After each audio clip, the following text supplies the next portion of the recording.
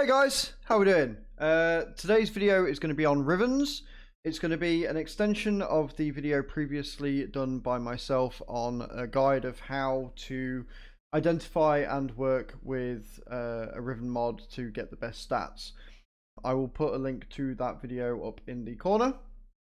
And what this video today is going to be on is going to be looking at certain rivens that I've got and see how I got to that role, and then show you the build that I've made as a result of that, and really explain why I've made the build for these rivens. The reason why I've made this video is because a lot of people have said how many god rolls I've got and stuff, and well, I want to flex. So hope you're watching, Jim. Love you. So what I'll do is I will show you each riven, and then I'll explain my choices and my reasons for settling on said riven, and then I will show you each build and why I chose the set riven for the build and why I came up with the build in progress. I'm going to show you maybe 5 or 6 rivens today that are my favorites, that are my strongest, and why they possibly might not work for other people, but they work for myself. So without any further ado, let's get into it. Alright then, so this is the first riven that we're going to be looking at today. This is for the Bala Hexacrititas. This is a Zor. It is known for being a dagger Zor. It is a curved blade.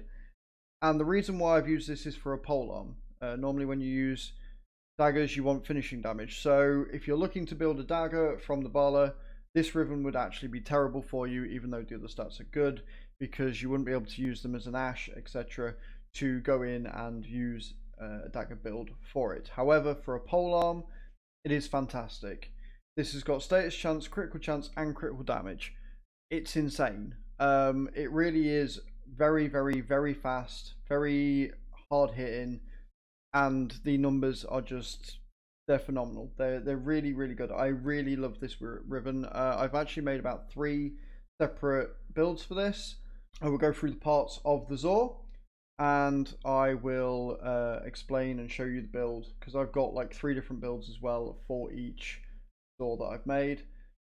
Okay then, we're at the weapon selection screen. As you can see, I have called my Bala polearm the SUKI slash and dash, because it goes in, it slashes, it dashes, and it leaves the enemies in nothing but a disarray. We've used the Ruhang Link, which is pure damage.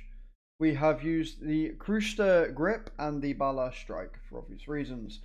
This is at base a fairly slow weapon with a huge amount of crit and a really good amount of status as well. So it's very hybrid. It's 18 and 18. So we're going to have a look at it right now. Okay, so let's have a look at what I have put on it. Now, first of all, we'll look at the arcane over here. I use the Exodia Epidemic. Alright, I use this because I like the fact that when you slam, any enemies within a radius are put into the air, allowing me to spin around or hit them, and makes it very, very easy to get a combo going. This build currently is for very high crit, as well as dealing a decent amount of status damage as well. I built it for pure toxin because I can't really fit anything else on it if I wanted to. And to be honest, you don't really need that much. It doesn't matter what the status is at this point, because you're just going for those base numbers to get the highest crit. Now this is a pure hybrid build.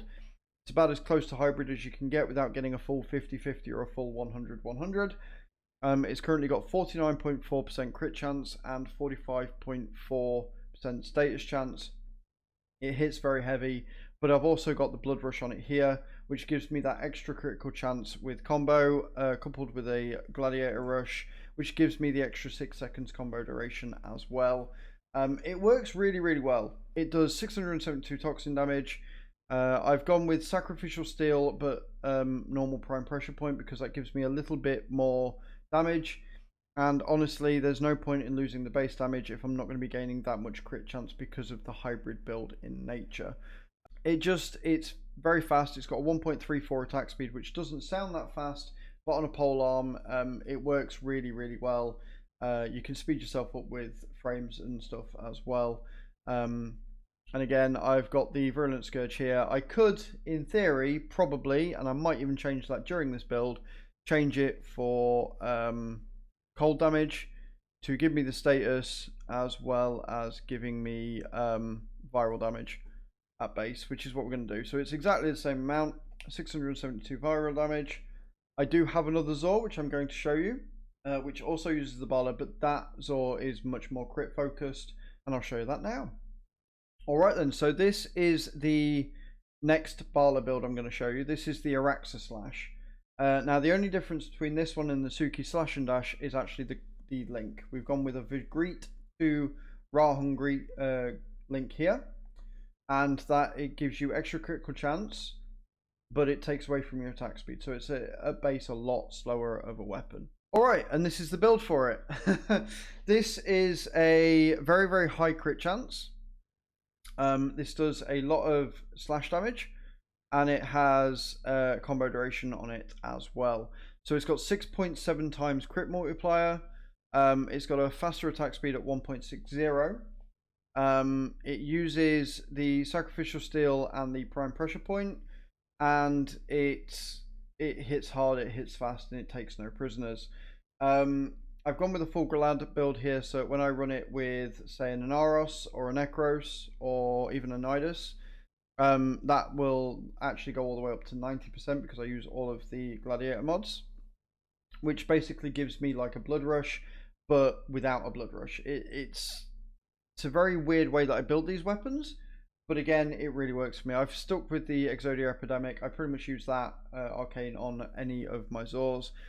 But this does, it gives me a lot less at base because there's no toxin on it or anything, but it does give me a lot of crit chance and a lot of crit chance multiplier. So you'll see that the numbers get very red very fast, and it's just a really nice weapon to use.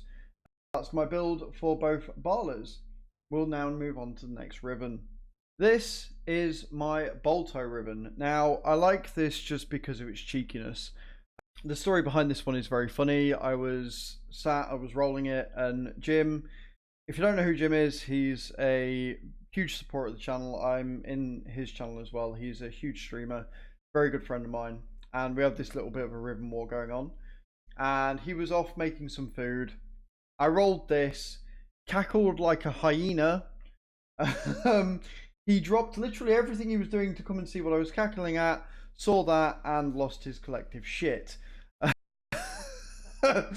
Very, very good times. As you can see, it's got a huge amount of damage at base, 313.3% damage, and 220% critical chance.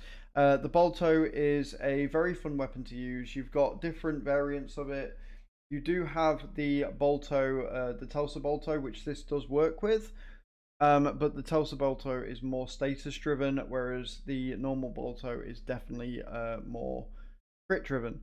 Waiting for the BOLTO Prime, I do feel that with the BOLTO Prime this would be insane. But we're going to take a look now at the build. I'm going to again walk you through what we've done. And but yeah, 16 rolls. Very proud of this one. I could roll for a negative. I'm not going to tempt the gods. I'm happy with it as it is. Okay, and here we are. Here is the BOLTO build. As you can see, it does a fair amount of damage.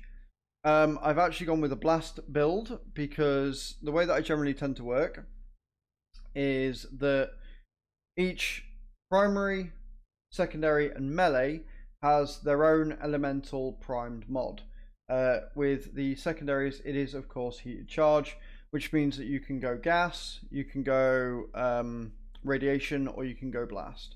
I tend to go blast because I like watching enemies fly all over the place, but it really is down to you. The thing that I've found though is that if you want the maximum amount of damage, it is best to put the primed damage on because of the extra amount of heat that you get, or the extra amount of electricity, etc, etc.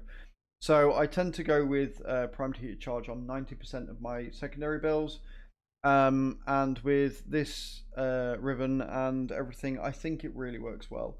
So we've got 6% status on there, not a huge amount. It never really did have a huge amount at base, but we've got all the way up to 81.2% crit chance and 5 times multiplier with 1806 blast damage. This packs a punch. For an early weapon that you can get with relatively low cost to build, I do believe it uses a LATO to build though. This weapon is extremely powerful, extremely fun, decent fire rate, and yeah, this Riven just complements it so well. I had a lot of fun building this. I really genuinely did. Fairly easy to build. It did take 6 former, and it does do a lot of puncture damage as well, obviously. But yeah, so that's basically my build. Pretty easy, straightforward, as much multi-shot as possible, as much crit chance as possible, and as much base damage as we can get out of it to really emphasize that this gun is going to hit hard. Alright, this is the next one, guys. This is my EUPHONA Prime Visicron. Huge amount of damage, huge amount of crit chance, reload speed, doesn't really affect it too much. This is an Eidolon killer for a secondary. It does a huge amount of damage. You can build it purely and solely for rad damage, and it will literally help you take down Eidolons. It's beautiful. 3 rolls into this as well. Only master rank 9. I couldn't ask for more in a Riven, honestly. Let's go and have a look at the build. Alright guys, this is my build. 123% crit chance, 5.3 times multiplier, only 3.2 status per chance, but 8,140 damage of blast, 2,873 damage of impact, and then on the bookshot, it's ult fire. It only has 8.2% crit chance, 43% status, but 22,000 blast damage. So this thing really genuinely does hit like a truck. It works absolutely fantastically for Eidolons, as I said. I've just gone with basic crit, heat damage, cold damage, lethal torrent for a bit of fire rate, auger pack for the damage, and hornet strike for the damage as well. Not ideal if you're using a chroma in your Eidolon hunts, but if you don't have a chroma, I would 100% recommend taking this gun. Very fast paced, very fun, very hard hitting. Yeah, really happy to have got this Riven. Okay guys, the final of the Rivens that I am going to be showcasing for you today, the Glaxion Critter Visidex. This is a little bit of an unsung hero in my Riven collection.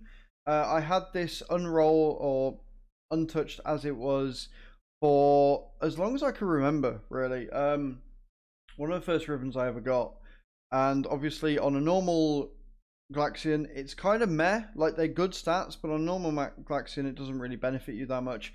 And then they went and released the Glaxion Vandal, and I sat and I looked at this and went, hello. Really happy to have got this. A huge amount of damage, a huge amount of crit chance, and a massive amount of status chance. The reload speed does hurt you a little bit, but again with the Glaxion Vandal it actually gives you a bit of an increase, so you don't really notice it that much. And quick note, they have recently nerfed this Riven, but on the whole of it I lost 2% critical chance on the weapon itself, even though I lost like 10% crit chance on the Riven. Really not a huge impact. Still melts through anything and everything. Really like this Riven. It's beautiful. Let's have a look at the build. Alright guys, this is my build. As you can see, we've gone full viral.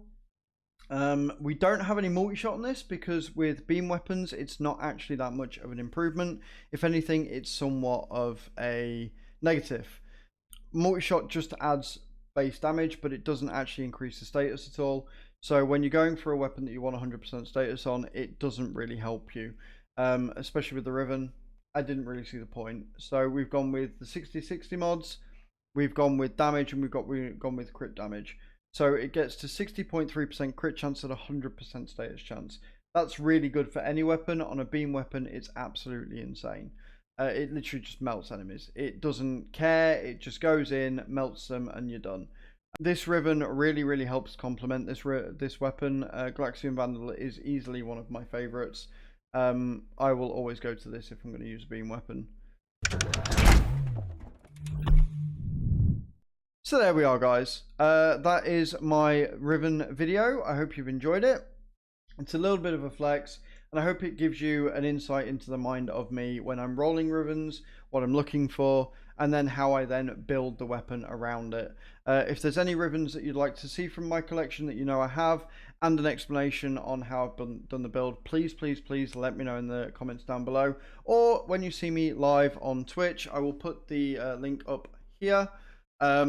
So please do check that out. Links will also be in the description down below. I hope you've enjoyed this video. I've certainly enjoyed showcasing my rivens. Sorry, Jim. And I hope to see you next time. Thank you very much for watching, guys. Ciao, ciao.